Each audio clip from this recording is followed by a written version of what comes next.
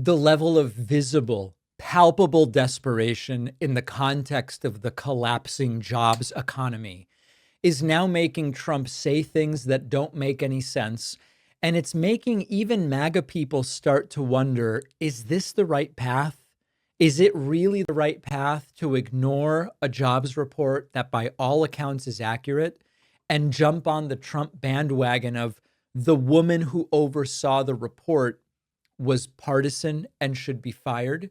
This is the press conference that has sort of sent terror down the spines of some in MAGA because they are starting to realize this might not be sustainable, never mind acceptable in terms of winning future elections. So here is a very confused Donald Trump mixing up jobs and dollars, claiming that the now former commissioner of the Bureau of Labor Statistics had a reduction of $800,000 before. Of course, Trump means jobs. He's confused. He's disoriented. Why did you fire the head of the Bureau of Labor Statistics?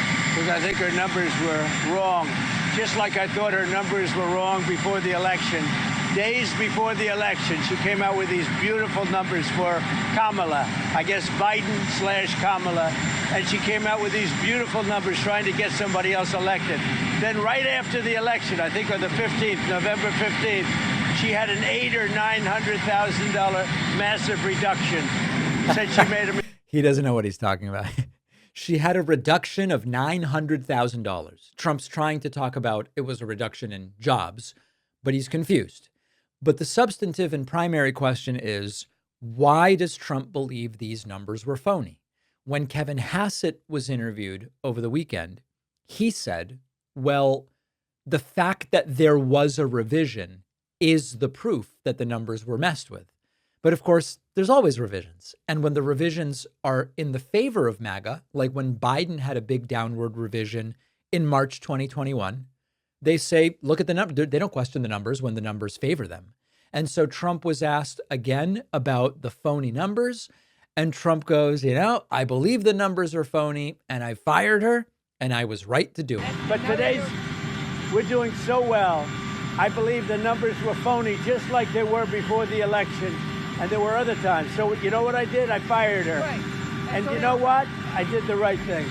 Trump has evaluated his own firing in a completely objective manner and has determined that he was correct to fire her. Let's pat each other on the back and give each other medals. Now, final question here. Trump was asked more broadly, if you get numbers you don't like, should the people who assemble those numbers be worried about getting fired? And Trump just kind of goes, I think he's kind of saying yes.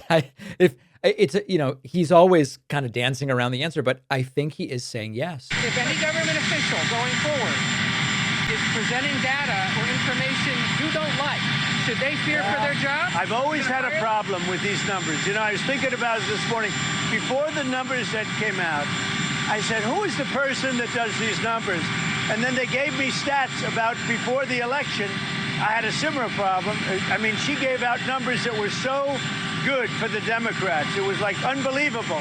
And then right after the election, she corrected those numbers with, I think, almost 900,000 corrections. I think nobody had ever seen anything like it.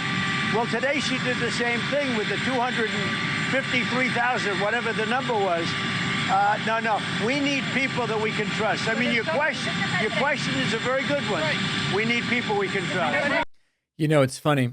If you sit back for a second and you consider that on the one hand, Donald Trump is saying the job numbers are fake.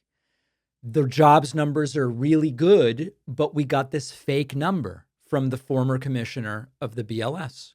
Trump is also saying, I really need Jerome Powell to cut federal interest rates right now. So if you put together Trump's messaging on the economy, it's incoherent. Trump's messaging is, the economy is so good that I'm firing the person who reports numbers so bad that they couldn't possibly be true. And also, I'm begging the Fed to cut rates at a speed and down to a level that you only hear about during recessions.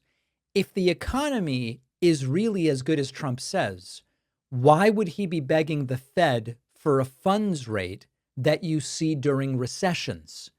But maybe I just don't understand something about rates and job numbers and the entire thing. This is not even as bad as it got for Donald Trump over the weekend. We are going to take a look at other interviews that he did, but you stick a camera and a microphone in this guy's face, and his authoritarian instincts, his I'm smarter than everyone reflex can't be suppressed. There's some behaviors Trump can control. He cannot control his instinct that he's smarter than everybody, he knows more than everybody, and he should be the sole person in charge of everything if you were to ask him.